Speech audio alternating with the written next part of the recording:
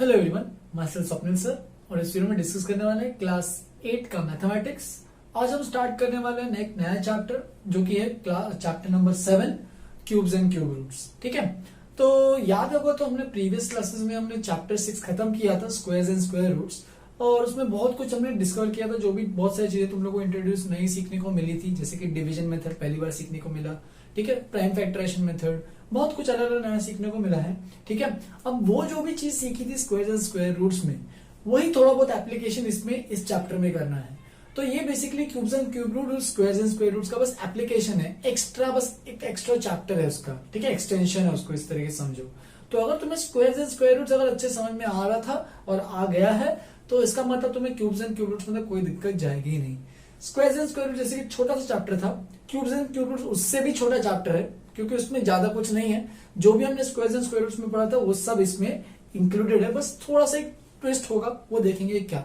ठीक है, तो मैंने यहाँ पे कुछ टॉपिक्स लिख लिए हैं। मैंने टॉपिक्स तो बहुत सारे लिखे, लेकिन बहुत छोटे छोटे टॉपिक्स है। ये मत सोचो कि इतने सारे टॉपिक्स है, टाइम लगेगा, नहीं। तो ये बस 5-5 मिनट के टॉपिक्स है सब, और बहुत सिंपल सिंपल टॉपिक्स है। कोशिश करेंगे अपन आज पहले 2 या 3 टॉपिक्स कवर कर ले। ठीक है, तो देखो टॉपिक में सबसे पहला टॉपिक अपन देखेंगे, इंट्रोड्यूस करेंगे क्यूब होता क्या है। ठीक है, तो बहुत लोगों को पता है कि जैसे कि डाइस भी एक क्यूब है, तो वो एक क्यूब होता है। क्यूब क्या होता है वो सब मैं बताऊंगा। फिर एक परफेक्ट क्यूब नंबर्स क्या होते हैं वो बताऊंगा, क्यूब नंबर्स क्या होते हैं। ठीक है, फिर उसके बाद कुछ क्यूब नंबर्स के बारे में कुछ प्रॉपर्टीज देखेंगे, कुछ रूल्स देखेंगे, लॉज देखेंगे उसके बारे में, जो कि बहुत इंपॉर्टेंट चीज है जिसके बारे में याद रखने पड़ेंगे तुम्हें। ठीक है, सम पैटर्न्स इन क्यूब्स, कुछ पैटर्न्स होते हैं, जैसे कि याद होगा स्क्वायर्स में हमने कुछ पैटर्न्स देखे थे कि वो ट्रायंगल वाला पैटर्न बनाया था, याद होगा तो अपर ट्रायंगल, लोअर ट्रायंगल, जो भी है वो सब पैटर्न उसमें देखे थे। सेम क्यूब्स में भी कुछ पैटर्न देखेंगे, ज्यादा कुछ नहीं, 1-2 पैटर्न्स है वो सब देखेंगे। क्यूब रूट्स क्या होता है, जैसे कि हमने स्क्वायर रूट्स क्या होता है वो निकाला था, सिमिलरली क्यूब रूट्स क्या होता है वो निकालना सीखेंगे इस चैप्टर में। फिर उसके बाद क्यूब रूट्स को कौन से मेथड से निकालते हैं, तो बेसिकली 2 ही मेथड है। स्क्वायर रूट्स को 3 मेथड से निकालते हैं, याद होगा तो। एक तो रिपीटेड सब्ट्रैक्शन मेथड, एक प्राइम फैक्टराइजेशन मेथड और एक डिवीजन मेथड। तो यहाँ पे वो डिवीजन मेथड काम नहीं आता है, ऐसा कोई मेथड नहीं है। बहुत 2 ही सिंपल मेथड है, वो है प्राइम फैक्टराइजेशन मेथड और estimation method. Prime factorization method जैसा अपन ने स्क्वायर्स एंड स्क्वायर रूट्स के लिए किया था, वैसा ही इसमें भी है, क्यूब रूट्स के लिए भी है, और सिंपल भी है, उससे ज्यादा से थोड़ा सा इजियर है। ठीक है, थोड़ा सा अलग चीज है बस उसमें। और एस्टिमेशन मेथड में हम एस्टिमेट करने वाले हैं, अप्रोक्सीमेटली कुछ वैल्यू सोचने वाले हैं। ठीक है, तो एस्टिमेट करके हम लोग कुछ क्यूब रूट्स निकालेंगे। फिर इसके बाद एक cube root of product of integers, cube root of a rational number. जब 2 नंबर्स मल्टीप्लीकेशन में है, 2 इंटीजर्स प्रोडक्ट में है, मल्टीप्लीकेशन में है, तो उसका क्यूब रूट कैसे निकालोगे। तो सिंपल सा लॉ रहेगा, अगर तुमने वो सब एल्जेब्रिक एक्सपोनेंट्स एंड पावर्स के चैप्टर में याद होगा तो हमने लॉज पढ़े थे, तो वो सब लॉज इसमें काम आने वाले हैं। फिर अगर cube root of a rational number, यानी 2 नंबर्स ऊपर नीचे है, न्यूमरेटर और डिनोमिनेटर में है, तो अगर उसका क्यूब रूट निकालना है तो ऊपर वाले का क्यूब रूट अलग से निकालो, नीचे वाले का क्यूब रूट, वो सब मैं बताऊंगा इसके अंदर क्या क्या चीजें हैं। तो बेसिकली ये पूरे चैप्टर का बेसिक आइडिया है कि इसमें अपन क्या क्या कवर करने वाले हैं, टॉपिक्स है। इनको अच्छे से स्टार्टिंग में अपने नोटबुक में लिख लो, और बोर्ड्स के पॉइंट ऑफ व्यू से, मतलब जो भी अपना क्लास स्कूल के एग्जाम के पॉइंट ऑफ व्यू से अगर देखा जाए तो उसमें ये चैप्टर ठीक ठाक लेवल पे आता है। इसमें मैक्सिमम एक क्वेश्चन होगा तो आ सकता है 2-3 मार्क का। ठीक है, स्क्वायर्स एंड स्क्वायर रूट्स में से टिपिकली ज्यादा क्वेश्चंस पूछते हैं as compare to cubes and cube roots, लेकिन दोनों चैप्टर मतलब ओके से इंपॉर्टेंट साइड में थोड़ा सा आता है, तो पढ़ना तो पड़ेगा, इसको छोड़ नहीं सकते। ठीक है, तो चलो स्टार्ट करते हैं, इसको नोटबुक में लिखो। पहला टॉपिक स्टार्ट करते हैं, cubes and cube perfect cubes. चलो फिर स्टार्ट करते हैं, जैसे कि क्यूब एंड परफेक्ट क्यूब। तो क्यूब एक्चुअल में उसके 2-3 डेफिनेशंस के प्रकार होते हैं। जैसे कि क्यूब में अगर देखा जाए तो एक डाइस एक क्यूब है। अगर फिगर के मामले में देखा जाए कि कैसा होता है फिगर, तो क्यूब का एक फिगर एक्चुअल में ज्योमेट्री के टर्म्स में क्यूब एक 3D फिगर है। जैसे कि एक डाइस अगर है वो इस तरीके से कुछ दिखेगा, तो ये अपना एक क्यूब है। ठीक है, और क्यूब में क्या होता है, इसमें सारे 3 जो साइड्स हैं, ये अगर ए है, ये भी ए है, ये लेंथ, ब्रेड्थ और हाइट तीनों क्या होने चाहिए, ए। ठीक है, तो अगर तीनों ए है तो इसका मतलब वॉल्यूम जो होता है, इसका वॉल्यूम ऑफ अ क्यूब वो होता है A into A, length into breadth into height, जो कि होता है volume is equal to A cube.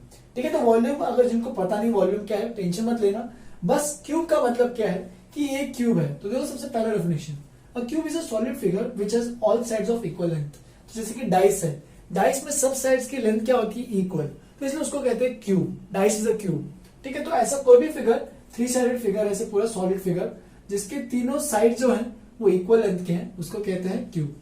और अगर नंबर्स की भाषा में बोला जाए कि क्यूब क्या होता है, तो जैसे कि स्क्वायर क्या होता था कि एक नंबर को दो बार मल्टीप्लाई किया, जैसे कि 5 है, 5 का स्क्वायर इसका मतलब 5 इंटू 5 है।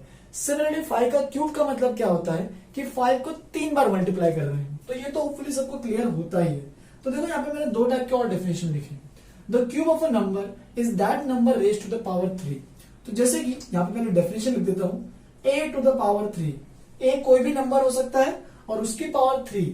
इसका मतलब क्या है कि वही नंबर को हम लोग क्या कर रहे हैं, 3 टाइम्स मल्टीप्लाई कर रहे हैं। जैसे कि अगर एग्जांपल देखा जाए 5 का क्यूब, तो ये बन जाएगा 5 into 5 into 5 which is equal to 125। ठीक है, तो ऐसे अगर नंबर और क्यूब का मैं टेबल बना सकता हूं। ठीक है, सारे 1 digit number, single digit numbers या फिर 1 से लेकर 10 तक जो भी है उनका क्यूब्स तुम्हें याद रखने चाहिए। तो 1 का क्यूब होता है 1, 2 का क्यूब होता है 2 टू सा 4 टू सा 8, 3 का क्यूब होता है 27, 4 का क्यूब होता है 64, 5 का क्यूब होता है 125। ठीक है, और भी निकालते हैं यहाँ पे। तो ये सब क्यूब्स है जो कि तुम्हें याद रखने होते हैं एक्चुअल में। तो ठीक है, तो जितना याद हो सके उतना याद रखो।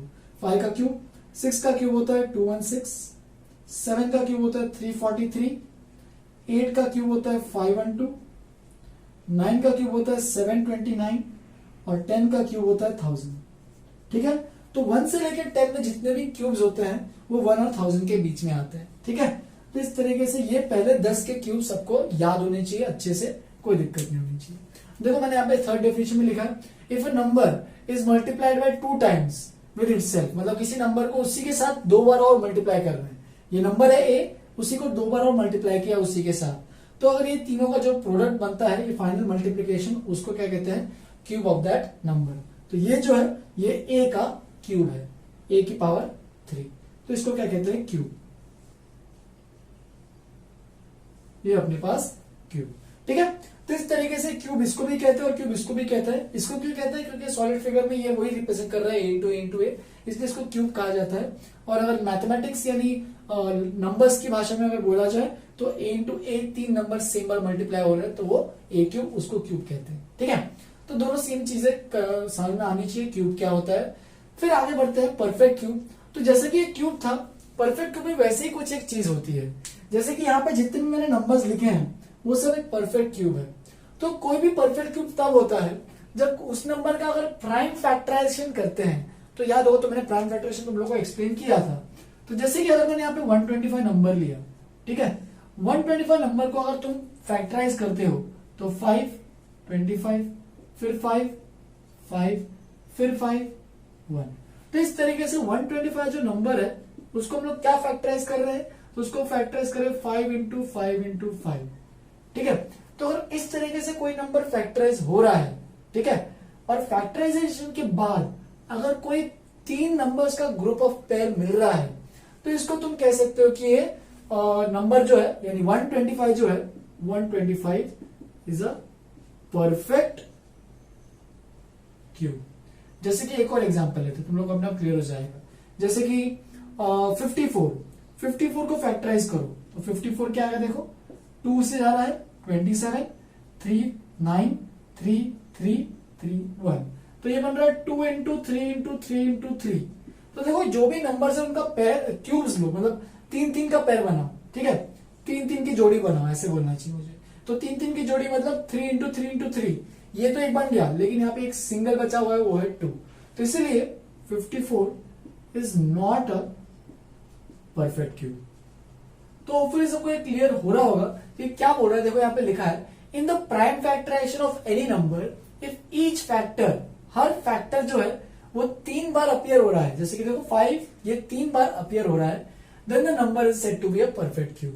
ठीक है, जैसे कि और एक एग्जांपल लिया जाता है। चलो कौन सा एग्जांपल ले, थोड़ा अच्छे से एग्जांपल लेते हैं। कौन सा एग्जांपल लिया जाए, ठीक है ये लेके देखते हैं। 343 इंटू 8,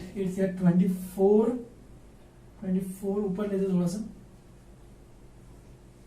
कहा ले, ये पे लिखते हैं 24, 32, 34, 24 27। तो मान लेते हैं, चलो ये नंबर है, यहीं पे लिखना, चलो 2744 ये नंबर मैं मान लेता हूं, ठीक है। तो ये नंबर तुम्हें निकालना है कि परफेक्ट क्यूब है या नहीं है। तो नॉर्मली क्या करना है तुम्हें, फैक्टराइज, सेम चीज वही, ठीक है। तो 2744, चलो 2 से जा रहा है तो 2 1 जा 2, फिर और देखो 2 3 जा 6, फिर इसके बाद और देखो 2 7 जा 14, 2 2 जा 4, वापस से 2 से जा रहा है, 2 6 जा 12, 2 8 जा 16, फिर उसके बाद एक और 2 6 जा 12, फिर वापस से 2 से जा रहा है, 2 3 जा 2 4 जा 2 3 जा, फिर 343 7 से जाएगा तो 7 कितना बन रहा है, 4 जा 28 और 7 9 जा 63, 7 7 जा और वापस से 7 1 जा। तो इस तरीके से इसका फैक्टराइजेशन हो गया। 2744 is equal to 2 into 2 into 2 into 7 into 7 into 7। तो ये तीनों का एक पेयर बन गया है। 7 3 बार अपीयर हो रहा है, सिमिलरली 2 भी 3 बार अपीयर हो रहा है। Therefore 2744 is a perfect cube.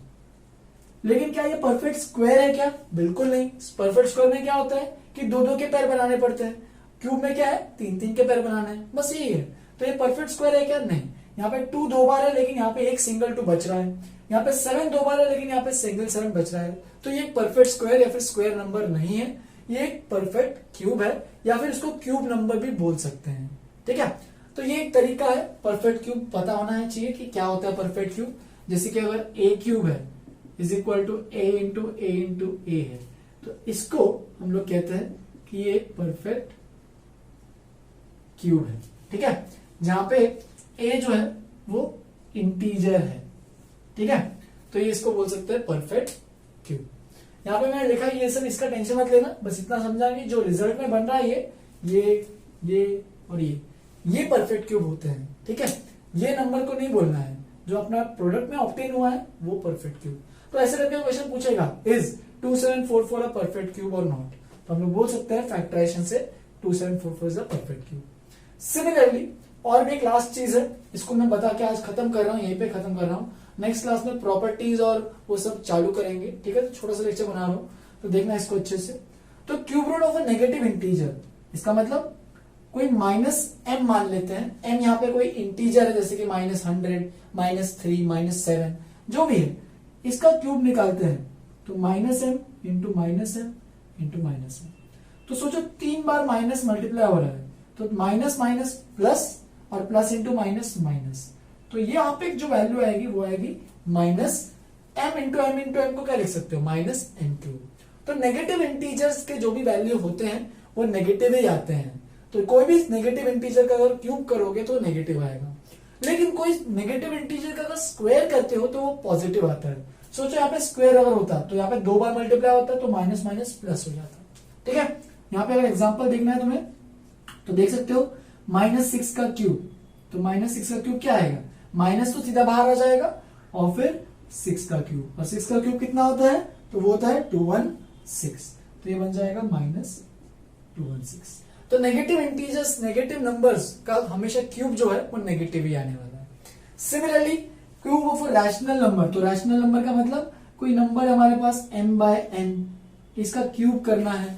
तो देखो तुमने एक्सपोनेंशियल पावर में पढ़ा ही था कि पावर्स को दोनों को सेपरेट कर सकते हो, इसका मतलब ये बन जाएगा m³ अपॉन n³, ठीक है। चाहिए तो इसको ऐसे भी लिख सकते हो, अगर तुम्हें ऊपर जैसे मैंने एक्सप्लेन किया वैसे लिख सकते हो, m/n into m/n into m/n, तो ये 3 बार लिख सकते हो। उसके बाद ये क्या बन जाएगा, m³/n³। तुम्हें अगर लिखना है तो मैं यहाँ पे एक्सटेंड करके एग्जांपल भी दे रहा हूं, तो उसको भी लिख सकते हो, जैसे कि 7/3 का होल क्यूब, तो ये बन जाएगा 7 का क्यूब बाय 3 का क्यूब। 7 का क्यूब होता है 343, 3 का क्यूब होता है 27, तो आंसर आएगा 343/27। तो इसको नोटबुक में अच्छे से लिखो, बेसिक आइडिया मैंने कवर करके दे दिया आज परफेक्ट क्यूब के बारे में, क्या होता है परफेक्ट क्यूब, ये सब नेक्स्ट क्लास में मैं एक्सप्लेन करूंगा कि परफेक्ट क्यूब्स जो होते हैं उसके प्रॉपर्टीज क्या क्या होता है, या फिर और इंटरेस्टिंग पैटर्न्स क्या होते हैं उसके बारे में जो जानने चाहिए तुम्हें अच्छे से। और उसके नेक्स्ट क्लास में मैं तुम लोग को एक्सप्लेन करूंगा उसके बाद जो क्यूब रूट्स होते हैं और उनको मेथड्स जिससे निकाल सकते हैं हम लोग क्यूब रूट्स, तो वो सब चीजें देखेंगे नेक्स्ट क्लास में। आज के लिए मैं यहीं पे खत्म कर रहा हूँ, एक छोटा सा लेक्चर रखा है आज, ठीक है।